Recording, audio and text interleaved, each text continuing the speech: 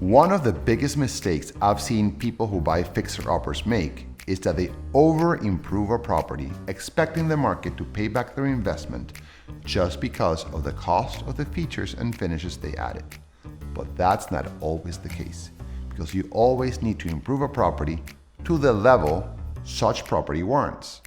In other words, if you buy a property that's, let's say, a Casio watch, you shouldn't go putting in a Rolex quality kitchen, because there's a disconnect between the overall value of the property and the cost of the improvement that you're adding.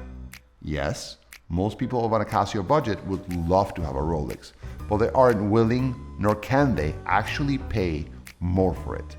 So, for those of you out there who are going through a renovation project, always keep in mind the economic and demographical realities of the people that buy properties like the one that you're improving.